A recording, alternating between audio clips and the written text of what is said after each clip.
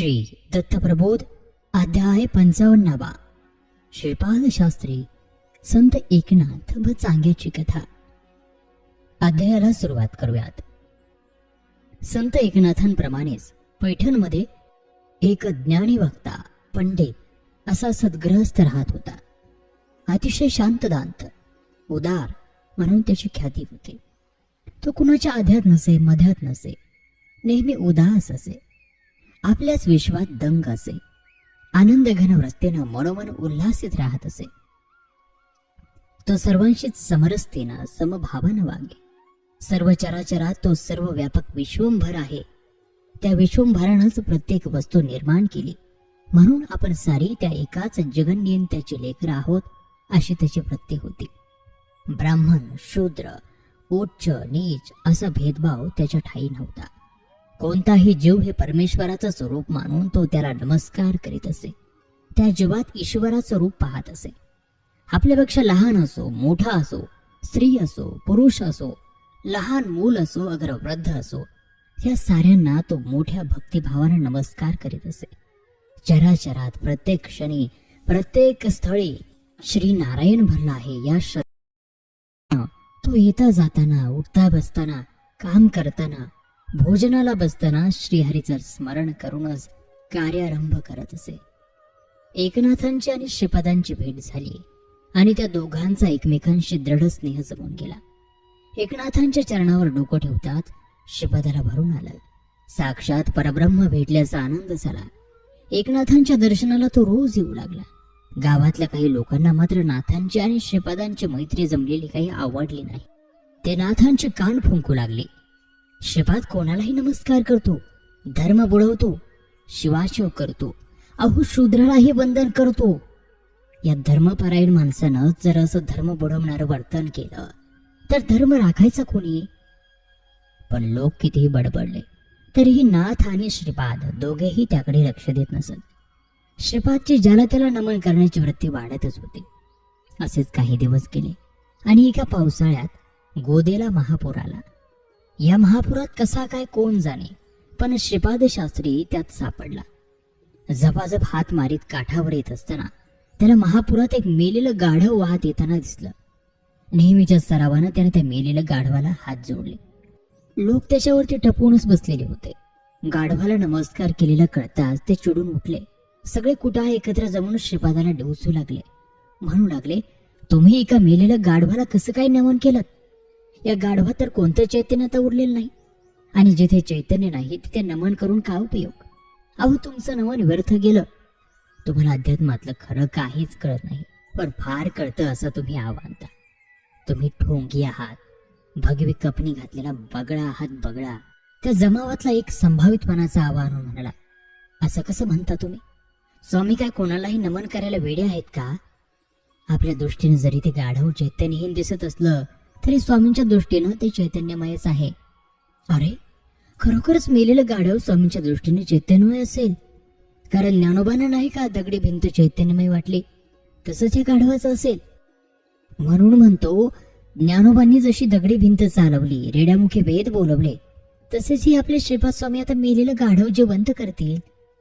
अरे ज्ञानोबा ते ज्ञानोबा, त्यांची सर थोडीच्या श्रीपाद स्वामीला येणार.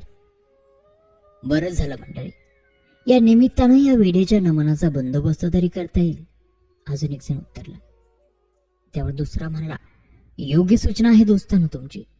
ऐकलत का स्वामी? एकतर आताच्या आता तुम्ही या मेलेल्या गाढवाला जिवंत तरी करा, नाहीतर आजपासून ते तुमचं नमन पुराण कायमच्यासाठी सोडून द्या. भोवती जमले लोक आपल्या मनाला येईल ते बोलत होते. श्रीपाद स्वामी शांतपणानं सगळं काही ऐकत होते, पण लोक मात्र इरेला पडले होते. त्यांनी स्वामींना गाढव जिवंत करायला लावलं. श्रीपाद शास्त्रींनी नारायणाचा धावा केला. कळवळून त्याला साथ घातली. अनन्य भावानं ते त्याला शरण गेले. आणि काय आश्चर्य, ते मेलेलं गाढव पुन्हा जिवंत झालं. ते जिवंत झालेलं गाढव बघून सगळ्या जमलेल्या लोकांना आश्चर्य वाटलं. त्या साऱ्याने श्रीपाद स्वामींच्या नावाचा जयघोष केला. ही बातमी सर्वत्र पसरली. श्रीपाद शास्त्रींना मात्र यात काही विशेष घडलं असं वाटलं नाही. ते नित्याप्रमाणे स्नान करून नाथांच्या घरी पुराण ऐकायला गेले. नाथांच्या कानावर तोपर्यंत ही बातमी येऊन धडकली होतीच. त्यामुळे नाथांच्या पायावर डोकं ठेवून श्रीपादांना नमस्कार करताच नाथांनी श्रीपाद स्वामींना विचारलं, श्रीपादा, आज हा कसला विपरीत धंदा केलास? या कृत्यानं तुला बाधा होईल. गाढव जिवंत करून दाखवून तू तुझ्या पाठीत सबळ व्याधी लावून घेतली आहेस. म्हणून तुला माझं सांगणं एकच, तू आता समाधी घ्यावीस आणि आमच्या बुद्धीनं वागा बस. ह्यातच तुझं हित आहे. नाथांचं हे बोलणं श्रीपाद शास्त्रींना पटलं. त्यांनी कोणताही मागचा पुढचा विचार न करता नाथांच्या म्हणण्याला रोकार दिला आणि पिंपळेश्वराच्या जवळ गोदा तीरावर नाथांनी श्रीपादाचं पूजन केलं आणि त्याला एका खड्ड्यात पुरून समाधी दिली. एकनाथांनी श्रीपादाला जिवंत समाधी दिल्याचं कळताच सर्व ब्रह्मवंत चावताळला. एकनाथांनी यती हत्या केली म्हणून म्हणू लागला. नाथांना प्रायचित्त घ्यायला सांगू लागला. लोक कितीही बडबडले तरी नाथ शांत होते. लोकांचे कावकाव संपल्यानंतर संथ सुरात नाथ म्हणाले, मी श्रीपादाला समाधी घ्यायला सांगितले नाही. त्यानंच आपणहून मला सांगितलं की आपल्याला समाधी घ्यायची आहे आणि म्हणून मी त्याला वेदमंत्र म्हणून समाधी दिली. त्यावरती ते ब्रह्मवृंदातील एक जण म्हणाला, नाथ, तुमचं म्हणणं जर खरं असेल तर आम्हाला चमत्कार करून दाखवा. हा समोरचा नंदी पाषाणाचा आहे, तो चैतन्यमय करून दाखवा. नाथांनी त्या पाषाणाच्या नंदीवरून एकदा हात फिरवला आणि म्हटलं, नंदीश्वरा, या सगळ्यांना तुझं डोरकणं ऐकायचं आहे, तेवढं डोरकून दाखव बरं. एकनाथांचं एवढं वाक्य पुरं व्हायचा अवकाश एकदम तो पाषाणाचा नंदी डरकू लागला आणि समोर असलेलं गवत त्यानं खायला सुरुवात केली. सगळे लोक आश्चर्याने बघू लागले. एकनाथांचं एवढ्यावर समाधान झालं नाही. त्यांनी नंदीला सांगितलं, नंदीश्वरा, आता जरा मलमूत्र देऊन या पामरांना पवित्र करा. आणि काय आश्चर्य, त्या पाषाणाच्या नंदीनं खरोखर मलमूत्रही विसर्जन केलं आणि चालत जाऊन त्या गोधीच्या पात्रात उडी घेतली. सारा जमाव तोंडात बोट घालून ते दृश्य पाहत राहिला. अजूनही तो नंदी त्या पात्रात जशाचा तसा उभा आहे. एकनाथांप्रमाणेच काशी क्षेत्री तुळशीदासनही विश्वेश्वर नंदीस भोजन करायला लागलं. नाथांची कीर्ती अशी दिवसेंदिवस वाढत होती. नाथांच्या कीर्तनाला चांग्या भंगी येऊन उभा राहत असे. भंगी असूनही तो स्वकर्मी अतिशय निर्मळ आणि कनिष्ठ होता. तो आणि त्याची बायको नाथांच्या वाड्याची झाडलोट करीत असे. संत उच्चिष्ठाचा प्रसाद घेऊन ते दोघं धन्य होत असत. जस जसा एकनाथांचा दुरून का होईना पण त्याला सहवास घडत गेला तसं तसं त्याचं मन एकनाथांकडे ओढ घेऊ लागलं. एकनाथांच्या घरी येऊन त्यांचा उपदेश घेऊन लोकांना तो पुन्हा पुन्हा विचारित असे, तुम्ही नाथांकडे जाऊन काय करता? नाथांच्या पायावरती डोकं ठेवून त्यांचे आशीर्वाद घेतो, त्यांच्याकडून उपदेश घेतो. त्यांच्या उपदेशानं कृपा अमृतानं सर्व भवताप निघतात, चिंता दूर होतात, मनशांती लाभते. नाथ दिनांचे नाथ आहेत, दयाळू आहेत, सुख दुःख चिंता व्यथांचा परिहार करणारे आहेत. लोकांचे हे उद्गार ऐकून सांग्याचं मन नाथांकडे अधिकच ओढ घेऊ लागलं. त्यालाही स्वतःचा उद्धार करून घ्यावासा वाटू लागला. नाथांच्या उपदेशाची तळमळ लागून राहिली. नाथांच्या कृपाप्रसादासाठी त्याचं मन लालसावलं. ज्यावेळी नाथांचं सानिध्य त्याला लाभत असे त्यावेळी तो सतत नाथांना विनवत असे, नाथ, मला उपदेश द्या, गुरुमंत्र द्या, माझा उद्धार करा. सद्गदित होऊन चांग्या वारंवार अशी प्रार्थना करीत असे. साश्रू नयनांनी विनवत असे. नाथ त्याची ही विनंती ऐकून म्हणत असत, चांग्या, तू नित्य नेमानं संताचा प्रसाद ग्रहण करतोस, भजन कीर्तन ऐकतोस, नामसंकीर्तनात सदैव दंग राहतोस. तुला वेगळा कृपा प्रसाद सेवन करण्याची काय आवश्यकता आहे? तू तर स्वतःच इतरांहून निराळा आहेस. असाच प्रभुचरणांच्या सेवेत मग्न राहा, तुझा उद्धार होईल. नाथांनी हे सांगूनही चांग्याचं काही समाधान होईना. तो तरीही नाथांना विनवत राहिला, नाथ, मला उपदेश द्या, माझ्यावरती कृपा करा. आजवर जे सांगितलं ते मी अगदी मन लावून ऐकलं, शिरोधार्थ मानलं, पण मला मंत्र द्या, तेवढा तरी उपकार माझ्यावरती करा. चांग्याची ही विनंती न मानता नाथ घरात गेले. चांग्याला चिंता पडली, मंत्र कसा मिळवावा. सगळे उपाय थकले. विचार करून करून त्याचा जीव अगदी शिरला. मग त्याला एक कल्पना सुचली. नाथ रोज पहाटे स्नानाला गोदेवर जात असत. पहाटेच्या अंधोक प्रकाशात नीटसं दिसत नसे. याचा फायदा घ्यायचा असं चांग्याने ठरवलं आणि तो घाटाच्या पायऱ्यांवर आडवा पडून राहिला. नाथ येण्याची प्रतीक्षा करू लागला. नित्याप्रमाणे नाथ स्नानासाठी घाटावर आले. पायऱ्या उतरू लागले तेव्हा त्यांच्या पायाला कसला तरी स्पर्श झाला. तो स्पर्श होताच त्यांनी रामकृष्ण हरी असा नामघोष केला. तो मंत्र चांग्याच्या कानी पडला. चांग्याला अपार आनंद झाला. त्याच्या मनाची तगमग निमाली. त्याला गुरुमंत्र मिळाला होता आणि तो होता रामकृष्ण हरी. त्या गुरुमंत्राचा जप करीतच चांग्या आपल्या घरी गेला. पत्नीला म्हणाला, आता मी देवाची भक्ती करणार आहे. आपलं हे घर स्वच्छ कर, मन स्वच्छ कर आणि माझ्याप्रमाणे तूही ईश्वराची सेवा कर. बायकोने त्याचं ते म्हणणं ऐकलं. तिनं आपलं घर झाडून काढलं. शेणसडा टाकून रांगोळी रेखून अगदी सुचिरभूत केलं. त्या दिवसापासून चांग्यानंही मांस भक्षण करणं सोडलं. तो सदैव हरिगुण संकीर्तनात दंग राहू लागला. भागवत संप्रदायाप्रमाणे चांग्या कपाळावरती उभं चंदन लावू लागला. गळ्यात तुळशीमाळा घालू लागला आणि मग सर्व भूतमात्रांमध्ये परमात्मा बघण्याचा प्रयत्न करू लागला. त्याच्या हातून एकनाथांची सेवा तर नित्यनेमानं घडतच होती. एकनाथांना गुरु मानल्यानंतर त्यांचे भक्त आपल्या घरी जेवायला बोलवत असत आणि मग गुरुही त्या भक्तांच्या घरी जाऊन त्यांना प्रसाद देत असत.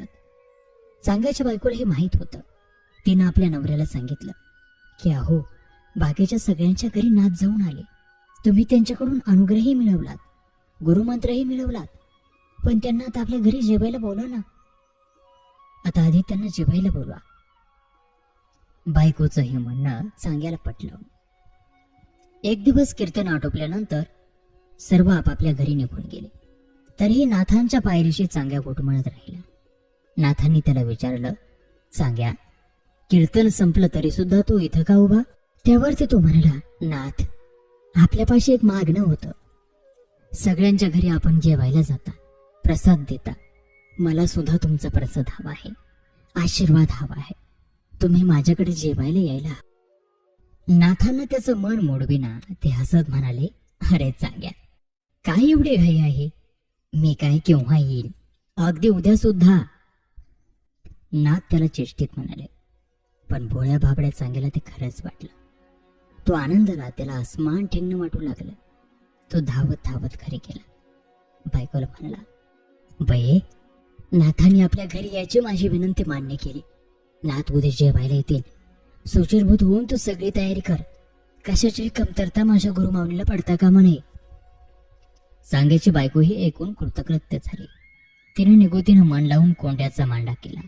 सुग्रास भोजन तयारी केला आणि मग ती सर्व तयारी करून नवरा नाथांना घेऊन केव्हा येतो याची वाट पाहत राहिली. नेहमीप्रमाणे नाथांच्या भोवती अनेक लोकांचा गर्डा पडला होता. आध्यात्म चर्चा, भगवत चिंतन सुरू होतं.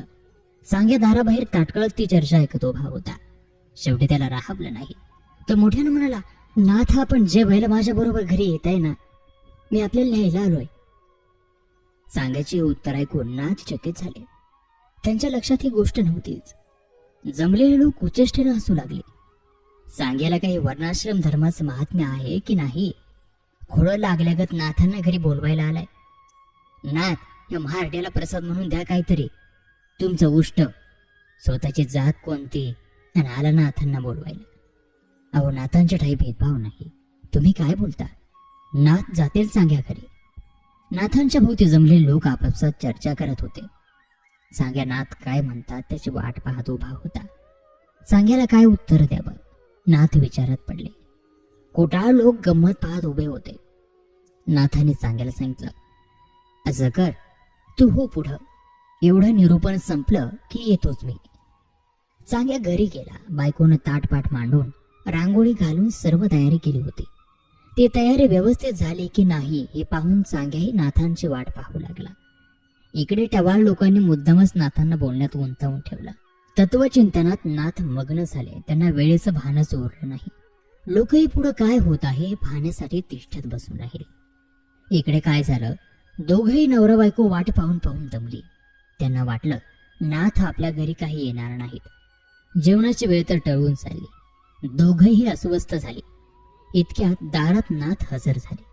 पती पत्नीनं नाथांचं स्वागत केलं. नाथांना बसायला आसन दिलं.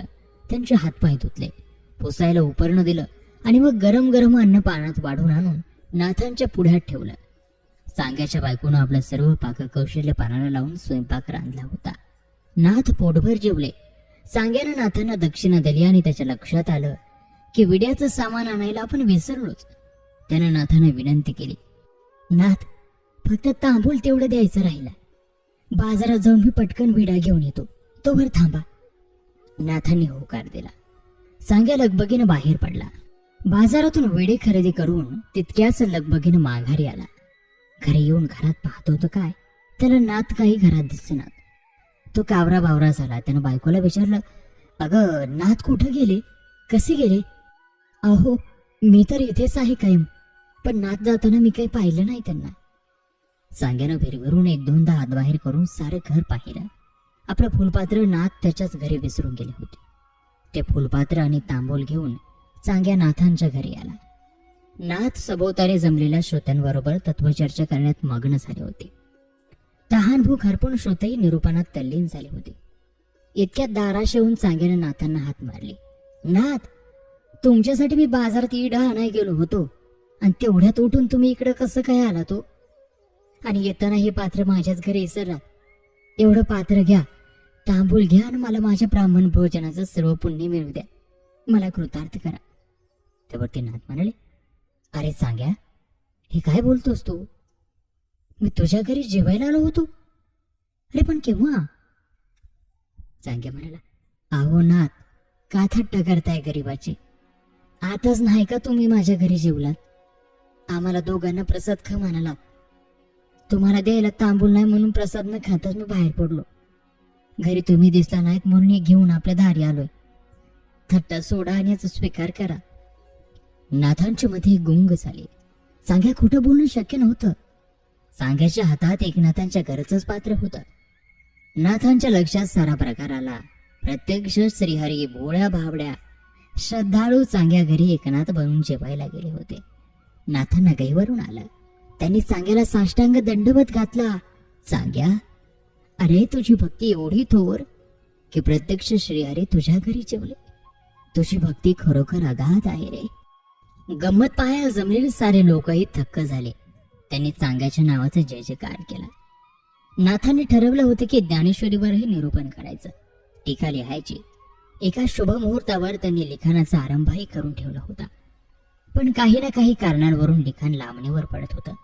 त्यांचा संकल्प काही आकार घेत नव्हता. नाथ रोज गोदा स्नानाला जात असत. गोदातटी अनेक प्रकारची दुकानं होते. त्यात एक रफोकाराचं नवीन दुकान होतं. कुतूहलानं नाथ त्या दुकानात डोकावले आणि त्यांना आश्चर्याचा धक्का बसला. तो रफोकार विविध मौल्यवान रेशमी, जरतारी, भरझरी वस्त्रांना सुताड्याची, गोधड्याची, कांबळ्याची ठिगळं लावत होता, जोड देत होता. नाथांना आश्चर्य वाटलं. नाथ काहीच बोलले नाहीत. फक्त रोज येता जाता त्या रफोकाराचं वर्तन निरखित राहिले. पण एक दिवस त्यांना राहावलं नाही. ते पुढे झाले आणि त्यांनी त्या रफोकाराला विचारलं, अरे कारागिरा, तू हे काय करतोयस? इतक्या मौल्यवान वस्त्रांना हे निकृष्ट प्रतीची ठिगळ का जोडतोयस? त्यावरती तो रफोकार म्हणाला, सद्गृहस्था, मी जे काही करतो त्यात तुला नवल कसलं वाटतं? अरे हा अव्यापारोशी व्यापार मी बी म्हणणारे माणसं सुद्धा करतात. अरे काय बोलतोस तू हे कारागिरा? तुला तरी अर्थ कळतोय का? अरे साऱ्या जगाची ही रीत आहे.